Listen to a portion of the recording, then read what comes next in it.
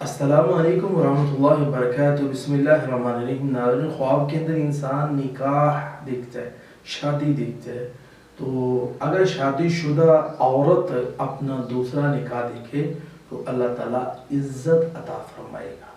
تو ناظرین، پریشان نہیں ہونا چاہیے۔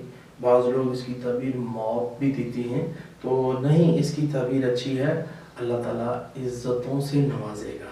اسی طرح خواب کے اندر انسان اپنی شادی دیکھتا ہے تو مرد کے لیے یہ شرف ہے، ٹھیک ہے، مقام ہے، اللہ تعالیٰ مقام اعلیٰ عطا فرمائے گا، اور اسی طرح اللہ تعالیٰ زیادہ دولت عطا فرمائے گا۔ اب نکاح سنتی، رسول اللہ صلی اللہ علیہ وسلم نے فرمایا نکاح میں محمد صلی اللہ علیہ وسلم کی سنت ہے، ومن رغب عن سنتی فلیس منی، جو بندہ میری سنت سے منہ پھیرتا وہ ہم میں سے نہیں ہے۔ تو جو نبی کی سنت ہو اس میں برکت ہوتی ہے، اگر خواب میں نکاح ہے تو اس میں برکت ہے۔ اور اسی طرح جو شخص جس کی شادی نہیں ہو رہی تو اسے چاہیے کہ وہ حضرت موسیٰ علیہ السلام والا وظیفہ پڑھے۔ وہ کیا تھا؟ رب انی لما انزلت الی من خیر فقیر۔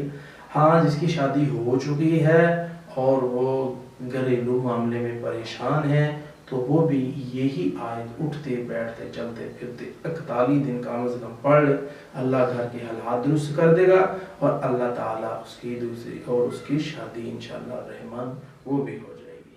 وما علینا